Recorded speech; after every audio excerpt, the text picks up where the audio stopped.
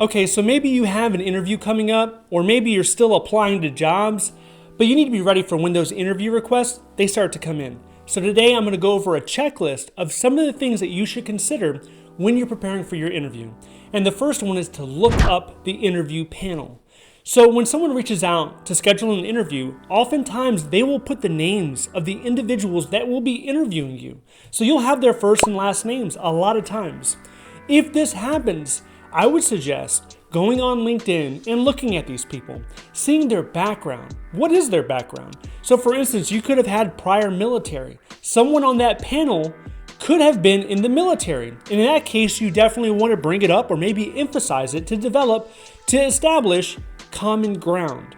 Or maybe they went to the same university, or their university is in your hometown state. It is worth spending some time to find out who is interviewing you. Next is to research the agency or company that you're interviewing with. And you could do this one or two different ways. The first way is to Google the name and then look at news articles, current events that are impacting this organization. The second way is to actually go on their website. So if you were going on to the Department of Justice website, you could go through there and you could find probably a mission statement or a vision statement.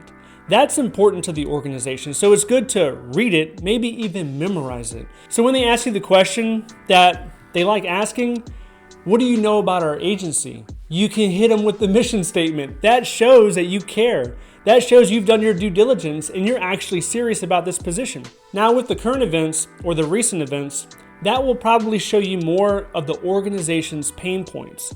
Usually you're only on the news for one or two things. It's either a good thing or a bad thing. And more often than not, it's a bad thing. So if you can find out maybe some of the negative things that the agency has been going through, you have essentially identified pain points and you'll be able to speak on those pain points.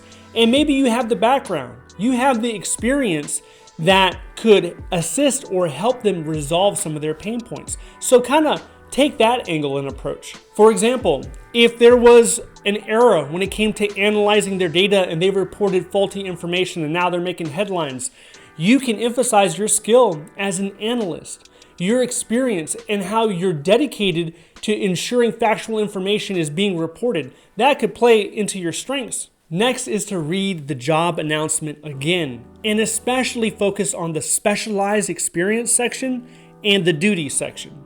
So for specialized experience, the words that they're mentioning in that paragraph, you want to use those words to convey success stories. When you're answering your questions in the interview, you want to try to use a lot of that language.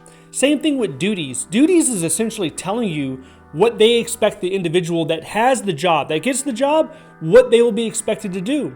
So if you already have experience doing that, then this is a great opportunity to mention it. The job announcement will also have the sub-agency or the subdivision that you will be working in. So it's not as simple as the Department of Agriculture. You have multiple offices underneath that agency. It could be the Office of Chief Financial Officer, which is OCFO, or it could be Office of General Counsel, which is OGC. It doesn't matter exactly what it is. What it matters is you know what office it is and that you do a little bit more research, not just on the agency, but on the office level, if you can find more specific things that occurred for that office. The next is to develop success stories in the STAR format. It doesn't have to be STAR, but it needs to be some sort of coherent format. I like to use STAR. As you know, STAR is situation, task, action, result. You want to have at least 10 of these success stories in that format, and you want to read through it a lot. You want to read through each one of them at least 5 or 10 times. Be able to say it in your own words. Do not rely on saying it like a robot, word for word, as you typed it up. You need to be able to internalize it and communicate it as naturally as you can. Also, you want to be ready for those generic type of questions such as, what is your greatest weakness? Describe to me a time where you and your boss didn't get along. Those type of questions, they will be sprinkled throughout your interview more than likely. After that, memorize your introduction and your outro. So your introduction is basically a paragraph where you're giving them a quick down and dirty brief about who you are and the skills that you have.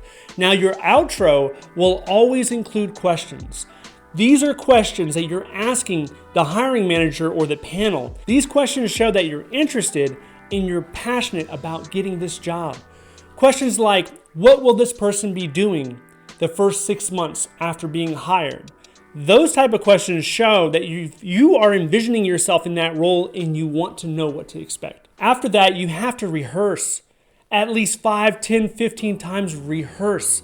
As bad as you want the position, that's how much you have to rehearse. Do it with your friends. Rehearse with your friends. Rehearse with your family members. If that's not an option for you, then you need to record yourself. Much like I'm recording myself right now. Record yourself on camera and practice giving your success stories. Practice answering some of those generic questions. Practice doing the outro questions. Now, if you want some more specific questions that you probably will get during the interview, I want to share with you the 5 most common questions. If you want to know that, I want you to watch this video next.